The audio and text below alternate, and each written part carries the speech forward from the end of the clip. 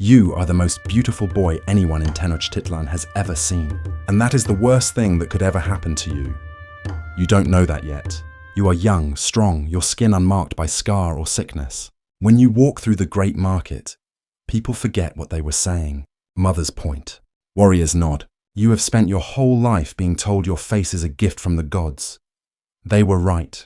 It is a gift from the gods, and the gods are going to want it back. One morning, men in black robes come to your family. They are priests. They do not smile. They look at you the way a jeweler looks at a stone, turning your chin, checking your teeth, your hands, your walk. And then the oldest one nods and says the word that ends your life while you are still breathing perfect.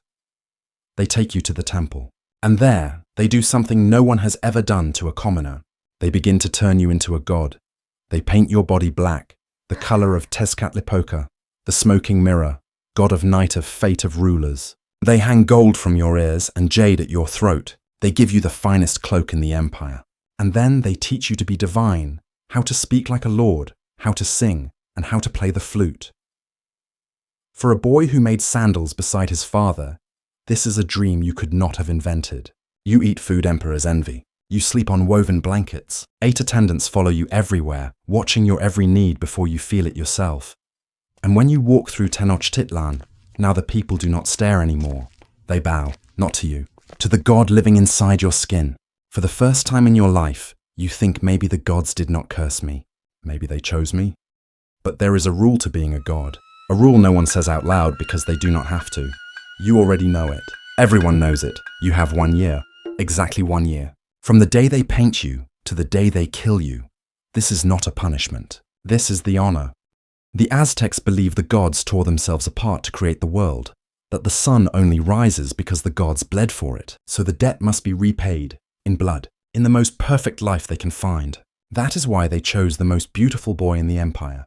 You cannot repay the gods with something broken, so you live your year, and every luxury has a shadow now. Every feast is one closer to the last. When you play the flute in the evening and the city goes quiet to listen, you are counting. The priests smile at you, the people worship you, and not one of them will meet your eyes for too long, because they know exactly how your story ends, and so do you. In your final month, everything changes. The priests bring you 4 young women. They are not servants. They are your wives, each one dressed as a goddess. Xochitl, goddess of flowers. Xilonen of the young maize. Atlatonen and Hoixtosihuatl salt. For your last 20 days on earth, you will live as their husband. And here is the cruel mercy of it. These are the best 20 days of your life. You laugh with them. You lose to Hoixtosihuatl at the stone games again and again. And when you finally win, your face is so triumphant that all 4 of them fall over laughing. You teach Xilonen the wrong names for the stars, and she believes everyone. But with one of them, the flower goddess, it is quieter. You catch her looking at you. You catch yourself looking back. One night, when the lamps are low, she asks you the question no one else has dared. How do you smile, knowing how this ends? And you tell her the truth, that you consider yourself a debt, one that existed before you were born. She looks at you for a long time, and what she does not say, what you both know, is the thing that will haunt her long after you are gone. I don't want you to die. The 20th day comes. You always knew it would. Somehow you did not believe it until the morning arrives, and the dread settles over the whole compound like a wet blanket. They dress you one last time, with the careful attention of people who know exactly what today is, and then they take all 5 of you across the lagoon by canoe. The water is completely still. No one speaks. One of the wives finds your hand and holds it. At the far shore, there is a small temple and a long stone staircase, and you understand that you will climb it alone. You step out of the canoe first. You turn and look at the 4 of them one last time. You touch each of their hands. The flower goddess last. And then you turn toward the steps. You do not look back. Because if you look back, you will not be able to do this. And it must be done. You were told that before you were born. You climb, alone. And in your hands you carry the clay flutes they taught you to play. The flutes that filled the evenings, that made the city fall silent, that the flower goddess loved. And on the first step, you break one. You snap it clean and let the pieces fall. On the next step, another. This is the ritual. Each flute is a piece of the life you were given. The music, the year, the wives.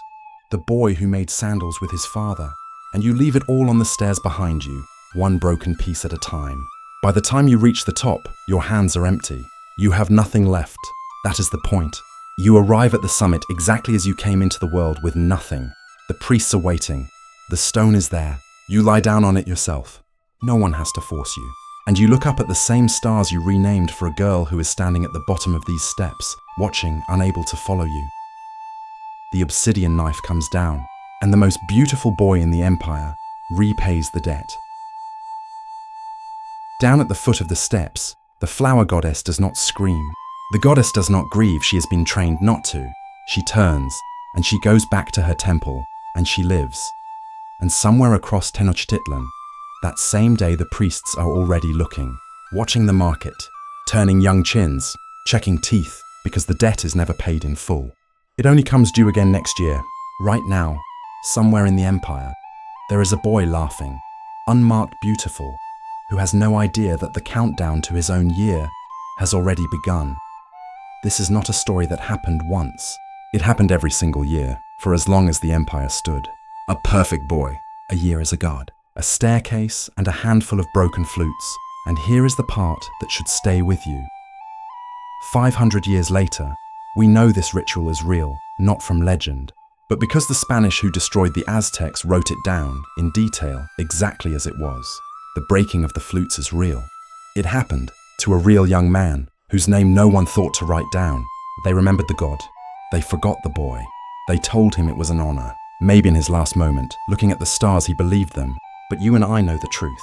He was a boy, and they made him a god so they would not have to feel like they were killing a boy.